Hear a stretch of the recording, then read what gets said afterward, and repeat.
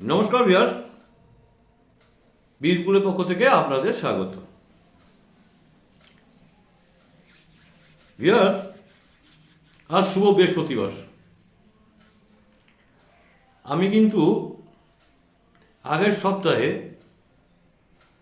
Incomplete একটা প্রতিবেদন রেখেছিলাম, মানে যোগব্যায়াম এবং ব্রহ্মচর্য এই দুটো নিয়ে বাবা উনি কী বলেছেন একটা চিঠিতে, একটা আমাদের গুরু বোনকে একটা চিঠি লিখেছিলেন।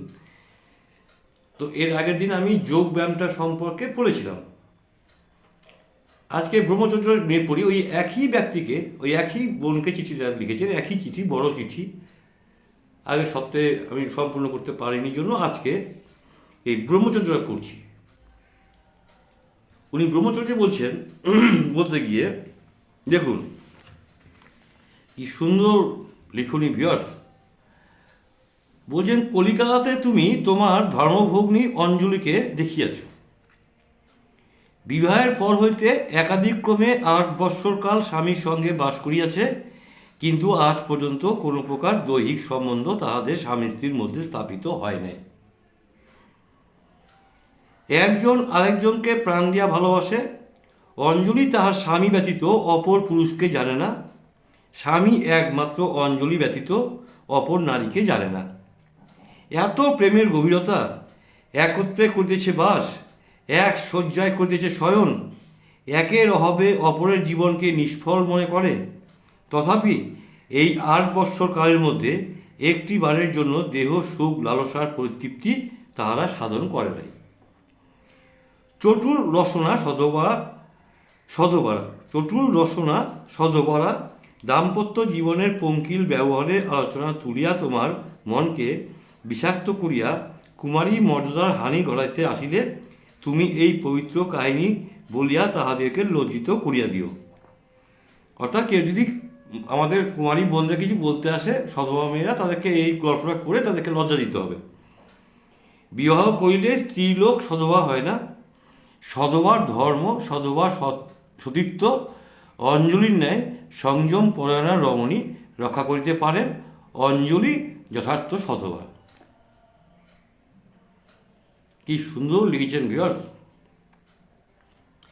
এই গোবিন্দপুরে তোমার আরেকটি ধর্মভগ্নী রয়েছে, যাহার সধবা জীবনের পবিত্রতার কথা বর্ণনা করিলে অনেক চপল রসনা স্ত্রীলোকের দাম্পত্য জীবনের কুৎসিত চিত্রাঙ্কনের চেষ্টা স্তম্ভিত হইবে। মেয়েটির নাম তুমি আমার মুখে বহুবার শুনিয়াছ, 2-1 বার তাহার সহিত তোমার পত্র ব্যবহারও হইয়াছে। মেয়েটি নির্মলা। যেমন তার নাম তেমনি তার চরিত্র। নামেও নির্মলা, কাজেও সে নির্মলা। তাহাকে দেখিলে আমার পতিত পাবনী, কলুষ নাশিনী, জাহ্নবী প্রবাহিনী কথা মনে পড়ে। নয়ন মন বিমোহন সৌন্দর্য এবং নিটল যৌবন শ্রী ভগবান তার শরীরে দিয়াছেন, কিন্তু ধর্মজীবন লাভের পরে নিজ স্বামীকে বিপথে প্রলুব্ধ করিবার জন্য একবারের জন্য সে তার এইরূপ রূপকে ব্যবহার করে নাই। সুমিষ্ট কণ্ঠস্বর, সুমধুর ভাষা, অতুলনীয় সেবাপরায়ণতা শ্রী ভগবান এই রমণী রত্নকে দান করিয়াছেন। কিন্তু ধর্মজীবন লাভের পরে একটিবারের জন্য স্বামীর তপবিঘ্ন ঘটাইবার জন্য এই সকলের সহায়তা সে গ্রহণ করে নাই। বিবাহের পূর্বে আমি নির্মলাকে বা তার স্বামীকে পাই নাই। বিবাহিত হইবার বহু পরে আমি তাহাদেরকে পাইয়াছি এবং বিবাহিত জীবনের দেশ প্রচলিত জঘন্যতার মধ্যে বহুবার নিমগ্ন হইয়া মরণাপন্ন অবস্থায় শ্রী ভগবানের পবিত্র নামের আশ্রয় লইতে তাহারা আসিয়াছিল।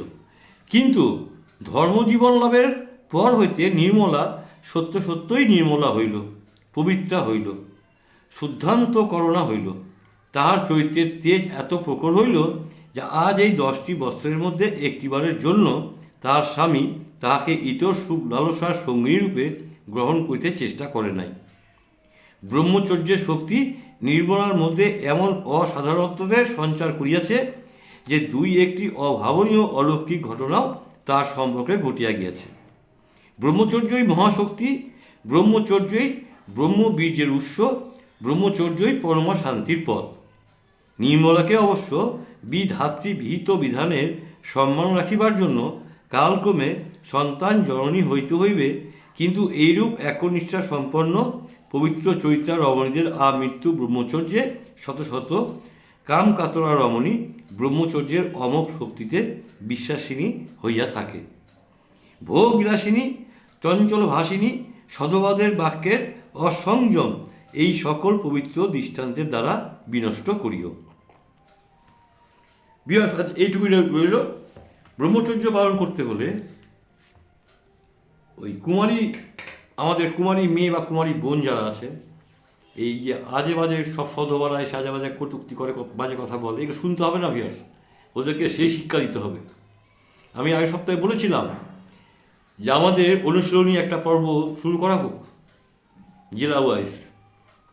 আমাদের অন্তত ছোটো ছোটো ছেলে মেয়েদের শিক্ষা দেওয়া হোক ব্রহ্মচর্য কী করে পালন করতে হয়, বা ব্যায়াম, যোগ ব্যায়াম কীভাবে করতে হয়, এগুলো শিক্ষা দেওয়ার প্রয়োজন রয়েছে বিয়ার্স।